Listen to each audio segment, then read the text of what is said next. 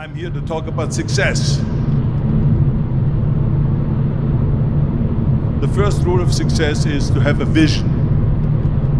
You see, if you don't have a vision of where you go, and if you don't have a goal where you go, you drift around and you never end up anywhere. I mean, as you know, I was born in 1947 in Austria after the Second World War. So I was very fortunate that I stumbled onto my vision. And I didn't really like Austria when I grew up. I couldn't wait to get out of there. I couldn't see myself becoming a farmer or a worker in a factory or anything like that. Even though my parents wanted me to stay there and have a normal life. But that was their vision, not mine. My vision was totally different. I felt that I was born for something special, for something unique, for something big. Then one day I went to school. I remember I was 11 years old, and they showed a documentary about America. And there they showed in this documentary the huge skyscrapers, the high-rises, the huge bridges, the 6-lane freeways, and all of this stuff. And I said to myself, that's where I want to be. I don't want to be around here with these little farmhouses and these little buildings. I want to be in America. One day after school, I walked by a store in Graz. So I went inside and I looked around, and then I saw a magazine. I saw a bodybuilding magazine that had Reg Park on the cover. Reg Park was then a 3-time Mr. Universe. And I saw him on the big screen as Hercules. I read that and I said to myself, wow, this is the blueprint for my life. This is exactly what I want to do. I want to become a bodybuilding champion just like Reg Park. I want to get into movies just like Reg Park. And I want to make millions of dollars and be rich and famous just like Reg Park. Do you know how great it felt that I knew where I was going? Imagine the majority of people don't know where they're going. I knew where I was going. That I'm going to become this bodybuilding champion just like him. So it was just a question of how do you do it? I was so relieved, because when you have a goal, when you have a vision, everything becomes easy. So people always ask me, when they saw me in the gym in the pumping iron days, they say, why is it that you're working out so hard? 5 hours a day, 6 hours a day, and you have always a smile on your face. And I told people all the time, I said, because to me, I'm shooting for a goal. In front of me is the Mr. Universe title. So every rep that I do gets me closer to accomplishing that goal, to make this goal, this vision, turn into reality. Every single set that I do, every repetition, every weight that I lift will get me a step closer to turn this goal into reality. So I couldn't wait to do another 500-pound squat. I couldn't wait to do another 500-pound bench press. I couldn't wait to do another 2,000 reps of sit-ups. I couldn't wait for the next exercise. At the age of 20, I went to London and I won the Mr. Universe contest as the youngest Mr. Universe ever. And it was because I had a goal. So let me tell you something, visualizing your goal and going after it makes it fun. You've got to have a purpose no matter what you do in life. You've got to have a purpose. 74% hate their job in America. Now this is not much different when you come to Europe. The majority of people don't like what they're doing, because they're really not doing it because they didn't have a goal and they followed this goal. They just aimlessly drift around, and then all of a sudden there's a job opening, so they get that job because you have to work.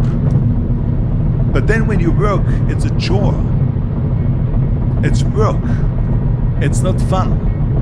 So if you think about, only a quarter of the people really enjoy what they're doing in life. That is unbelievable if you think about it. So I felt so blessed that I knew what I was doing. It's like a medical student that studies and knows he wants to become a doctor. You know where to go. And the same thing is also in politics. I remember that in politics, I had a very clear vision that I will be the leader of California. This is as far as I could go because I was not born in America, so I could not run for president. So being the governor of the fifth largest state, I should say the largest state, the fifth largest economy in the world, was for me really the ultimate title, the ultimate accomplishment in politics. So even though people came up to me and says, why don't you go and run for something smaller, you're never gonna make it. I ran for governor, and then 2 months later I became governor of the state of California. Again, because I had a very clear vision what I'm gonna do with California. So that's rule number one, have a vision. Rule number two is, don't listen to the naysayers. Don't listen to the naysayers.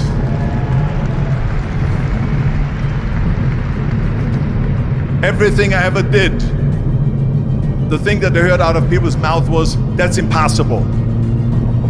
That can't be done. Or no. That is exactly what I heard, and of course I proved to the people that it can't be done. So whenever someone said to me, it can't be done, I heard it can be done. When they said no, I heard yes. And when they said it's impossible, I heard it is possible. I'm a strong believer of what Nelson Mandela said, that everything is always impossible until someone does it. Well, I'm gonna be the one, I said to myself, I'm gonna do it and I'm gonna show it to them. Maybe it has never been done before. That's perfectly fine with me. But I'm gonna do it. And I did not listen to the naysayers.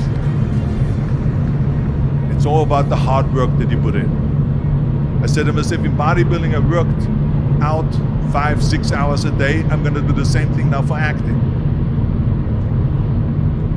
And of course I went to college to study English. I studied the accent removal, acting classes, and all of this stuff, all day long.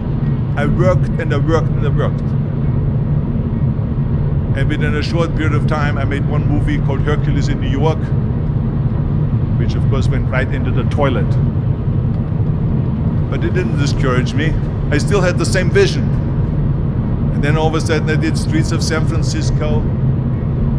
I did Stay Hungry and Pumping Iron and The Villain.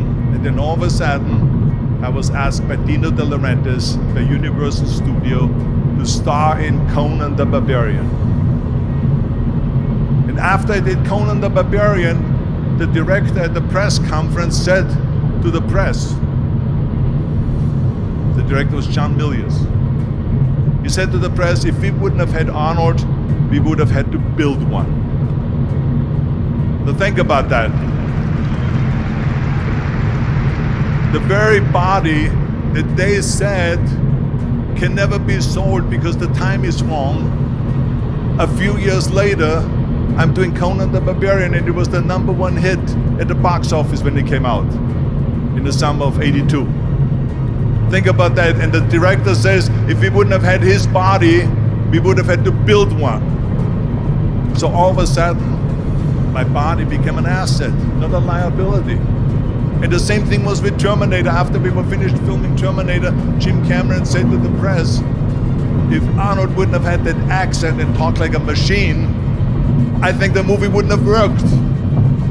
So think about that. The body and the accent that they attacked was an asset. But I didn't listen to those losers. I didn't listen to them at all.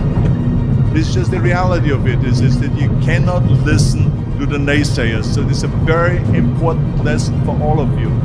So when someone says, no, this is a stupid idea, you in your mind, you don't have to say it, but in your mind just say this of you're an asshole. What do you know?